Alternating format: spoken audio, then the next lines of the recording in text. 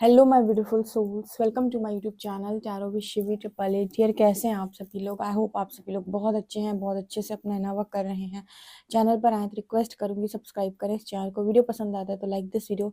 Start करते हैं, हम आपकी रीडिंग देखते हैं आपके पार्टनर की करंट एनर्जी क्या है।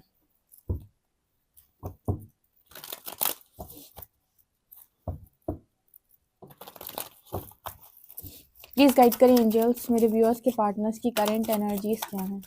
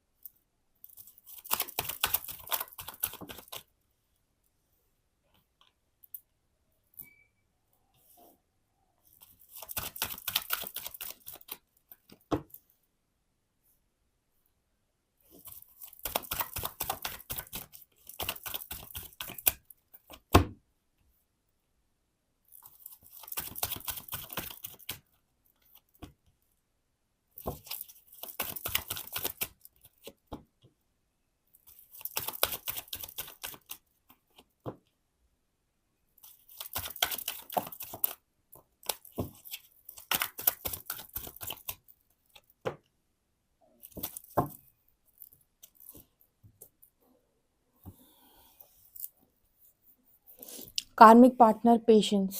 आपके पर्सन ने किसी व्यक्ति के साथ बहुत स्ट्रॉन्ग पेशेंस बनाया हुआ है। इस वक्त एनर्जी कुछ ऐसी आ रही है कि आपके पार्टनर जो हैं किसी कार्मिक पार्टनर से स्ट्रांगली डील कर रहे हैं और उस व्यक्ति के साथ इस पर्सन को बहुत ज़्यादा पेशेंस रखना पड़ रहा है। ठीक है, कार्मिक की जो एनर्जी होती है ना, वो लर्निंग देने के लिए आते हैं आपको। तो उनके साथ आपको पेशेंस इसीलिए रखना पड़ता है क्योंकि आप उनके साथ एक्सपेक्टेशंस नहीं रख सकते हो। पूरी पॉसिबिलिटी है कि वो व्यक्ति आपकी एक्सपेक्टेशंस को पूरा नहीं करते क्योंकि वो आपसे एक्सपेक्टेशंस को लगाता है कि भाई मेरी इच्छाएं पूरी करो। तभी तो कार्मिक है ना, कि वो आपसे लेने आया है, आपको देने नहीं आया है। राइट, सो वो आपसे लेगा जितना भी चीज़ें हैं, जो भी चीज़ें हैं, वो सब आपसे कहेगा कि लाओ चलो दो। ये पूर्व जन्म का मेरे साथ तुम्हारा हिसाब किताब है, मैंने तुमको बहुत दिया था, अब आओ तुम मुझे सारा कुछ लौटाओ वापस आकर। ठीक है, तो वहाँ पर एक्सपेक्टेशंस आपकी पूरी नहीं होती हैं। सिर्फ और सिर्फ आपकी एक्सपेक्टेशंस को तोड़ा जाता है और दूसरे की एक्सपेक्टेशंस को आपको मजबूरन पूरा करना पड़ता है। आप चाहे मानो या ना मानो, आप चाहे करना चाहो या ना चाहो। तो आपकी पर्सन ने ऐसे व्यक्ति के साथ बहुत स्ट्रांगली पेशेंस बनाया हुआ है। ऐसे कई लोगों को ऐसे आपने बोलते हुए देखा होगा कि जब देखो तब ये मेरे सिर पे ही बैठा रहता है या बैठी रहती है, इसका सारा भार मुझे ही उठाना होता है। कुछ लोग अपने मम्मी पापा या पेरेंट्स के लिए भी बोलते हैं कि इनकी तो सेवा हम ही करनी पड़ रही, हमारी सर पर बैठे हुए हैं, इनका तो हम ही करना पड़ रहा है। कुछ लोग भाई बहनों के लिए बोलते हैं कि मेरे भाई को, मैं बहन को, हम मैं ही खिला रही हूँ, मैं ही खिला रहा हूँ। ये जो एनर्जी होती है ना कि मैं ही कर रहा हूँ, मैं ही खिला रहा हूँ, मेरे भरोसे बैठे हैं, मुझे ही करना पड़ रहा है, इसको कहते हैं कार्मिक कॉन्ट्रैक्ट। अगर आपने किसी सोल का पूर्व जन्म में कुछ लिया हुआ है, उसने आपकी बहुत सेवा की थी, किसी भी स्तर से सेवा की थी, आपके लिए पैसे खर्च किए थे, आपके लिए कुछ भी किया था, तो वो एक कार्मिक कॉन्ट्रैक्ट है। फिर वो नेक्स्ट लाइफ जब भी लेकर आएगी या जब भी आप और उसका आमना सामना होगा, तो वो आपसे सेवा करवाएगी या आपसे खर्चा करवाएगी या फिर आपसे कुछ ना कुछ लेगी और आपको ऐसा लगे कि इसका जबरदस्ती मेरी सर के ऊपर बैठा है, मुझे ही करना पड़ रहा है।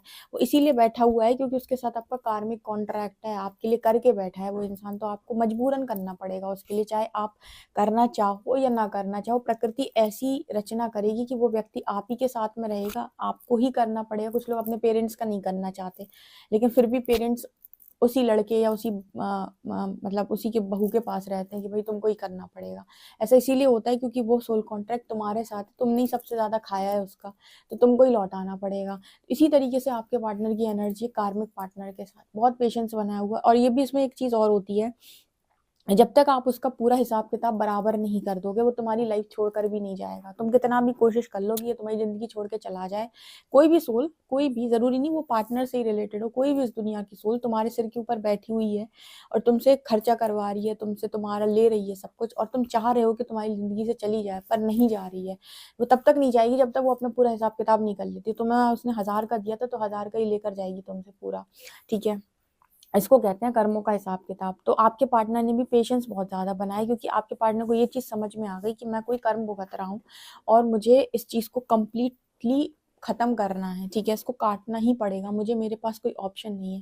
ठीक है, बहुत सारे लोग ऐसे नहीं होते जो कार्मिक रिलेशनशिप में या कहे टॉक्सिक रिलेशनशिप में या कहे टॉक्सिक मैरिज में, कार्मिक मैरिज में लंबे टाइम तक ये सोचकर फंसे रहते हैं कि लोग मेरे बारे में क्या सोचेंगे। अगर मेरी मैरिज टूट गई तो बहुत सारी फीमेल्स हैं जो मार खाती रहती हैं, बहुत सारे मेल्स हैं जो प्रताड़ना सहते रहते हैं, लेकिन मैरिज ब्रेक नहीं करते। ठीक है, वो तब तक ब्रेक नहीं करेंगे मैरिज जब तक कि उनका कार्मिक सोल कॉन्ट्रैक्ट है, जब तक उन्हें प्रताड़ना मिल नहीं होगी तब तक वो सहते रहेंगे, सहते रहेंगे, सहते रहेंगे। अगर 5 साल मिली तो 5 साल सहते रहेंगे। उसके बाद छठे साल जैसे ही उनका कर्मा पूरा होएगा, उसके बाद उनके मन में पता नहीं लोग उनको ऐसे मिल जाएंगे या उनकी इस तरीके की सिचुएशन बन जाएगी प्रकृति द्वारा, या ऑटोमेटिक ऐसा कुछ होगा कि वो व्यक्ति उनके जीवन को छोड़कर चला जाएगा, वो ऑटोमेटिक सेपरेट हो जाएंगे। कुछ नहीं करना पड़ेगा आपको, उससे पहले तक आप लाख कोशिशें कर लोगे उससे सेपरेट होने की, नहीं हो पाओगे, नहीं हो पाओगे। आपको इतना कर्मा तो वो भुगता ही लेगा जितना आपने उसको भुगतवाया था। ठीक है, उसके बाद फिर आपको जद्दोजहद नहीं करनी पड़ेगी। जैसे ही आपका कर्मा उसके साथ कंप्लीट चुपचाप चला जाएगा आपकी जिंदगी से छोड़ के, वो मैरिज ब्रेक हो जाएगी, टॉक्सिक मैरिज से आप निकल आओगे, शायद कोई हेल्प करने के लिए आ जाएगा या कहीं ना कहीं से आपके पास हेल्प पहुंच जाएगी। कुल मिला के तो आपके पार्टनर की भी स्थिति इस वक्त पेशेंस बनाया हुआ है इस व्यक्ति ने, कोई ऑप्शन नहीं है, आपको कार्मिक एनर्जी के साथ पेशेंस ही बनाना पड़ता है। आप छुड़ा के हाथ नहीं जा सकते, सिर्फ हीलिंग कर सकते हो। यहाँ पर है self love, new doors opening. आपके पर्सन को लग रहा है कि सब कुछ खत्म हो गया उनकी जिंदगी के अंदर, तो यूनिवर्स कह रहा है इस पर्सन से कि अब आप सेल्फ लव बढ़ा दें, क्योंकि अब आपके कर्मा खत्म होने पर हैं। ठीक है, एंजल नंबर 144 दिखाई देने लग गया। इसका मतलब है कि जब आपको एंजल नंबर दिखाई देने लग जाए, इसका मतलब है कि आप अपनी लाइफ का, इस लाइफ टाइम का सबसे बड़ा कार्मिक साइकिल रिलीज कर रहे हैं। तब जाकर आपको नंबर्स दिखाई देते हैं, एंजल नंबर्स की। इस लाइफ टाइम का सबसे बड़ा कार्मिक साइकिल आप रिलीज कर रहे हैं, तो इस साइकिल को आप बहुत इजीली रिलीज होने दें।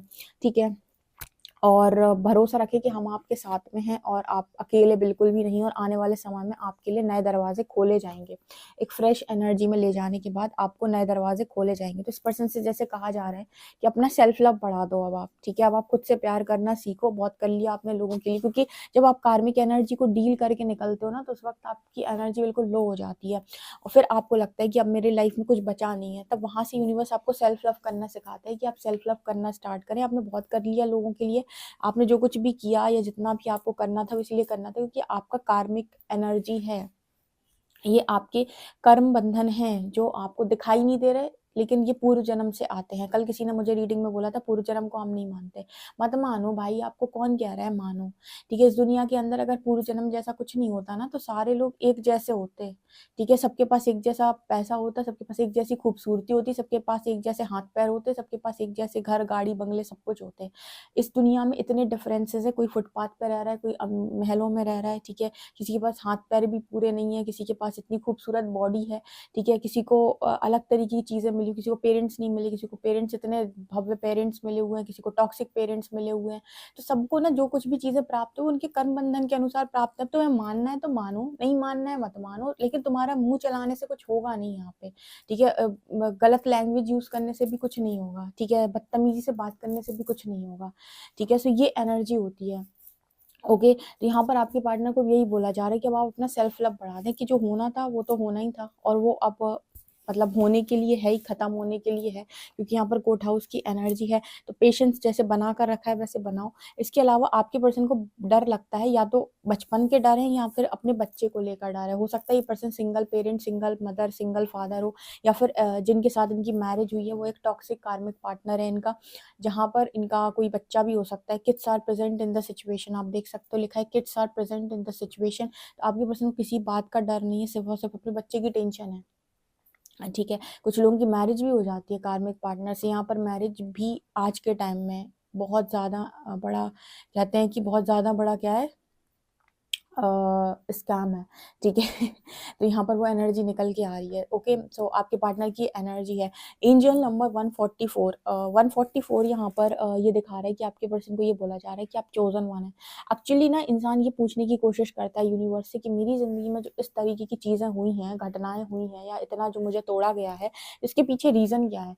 इतना परमात्मा चोजन वंस को तोड़ता है, चोजन वंस को तोड़ता है, ऐसे mentally, emotionally, financially, spiritually, physically.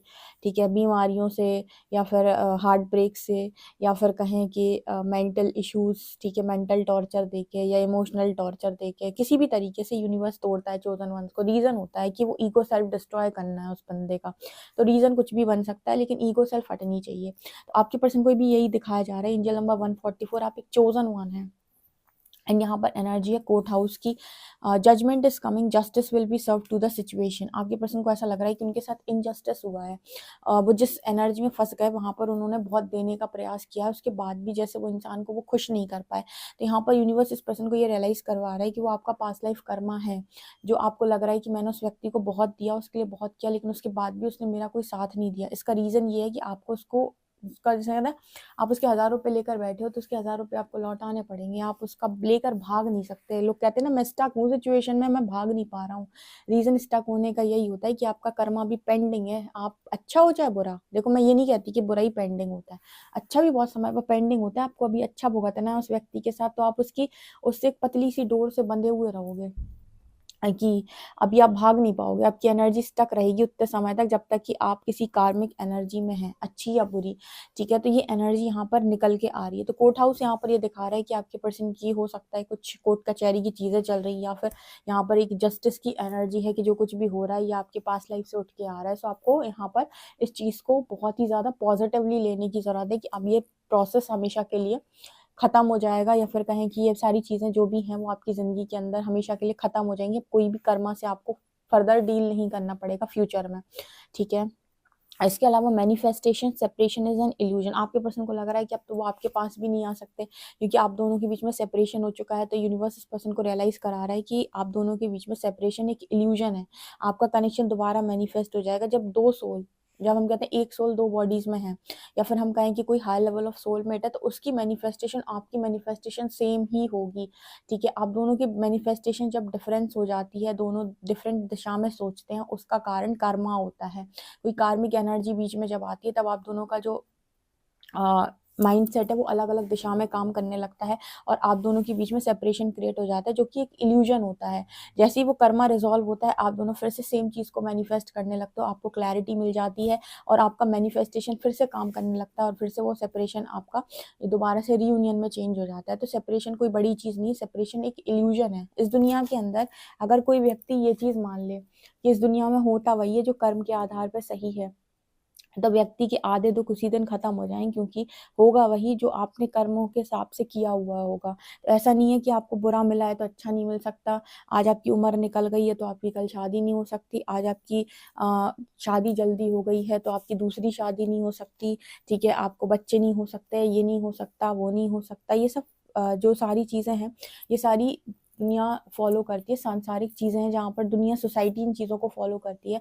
परमात्मा इन चीज़ों में से किसी चीज़ को फॉलो नहीं करते। यहाँ पर जो चीज़ें फॉलो होती हैं वो यही है जो मैंने आपको बताई। स्पिरिचुअलिटी कर्म को फॉलो करती है खाली, और कुछ नहीं। जिस दिन कर्म आपका खत्म होएगा, कॉन्ट्रैक्ट आपका क्लोज होएगा, उस दिन न्यू डोर्स ओपन हो जाएंगे।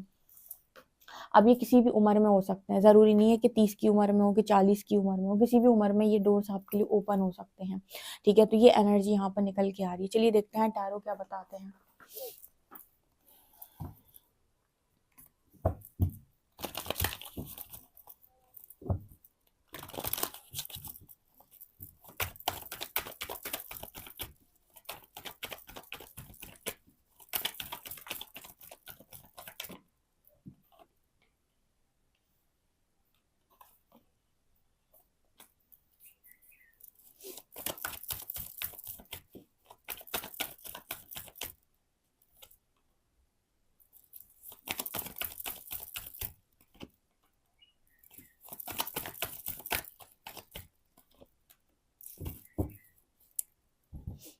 यहाँ पर आपके पर्सन को ना किंग ऑफ पेंटिकल्स है, 2 ऑफ पेंटिकल्स। इस पर्सन को ना जगलिंग सिचुएशन है, इनको ये समझ में नहीं आ रहा है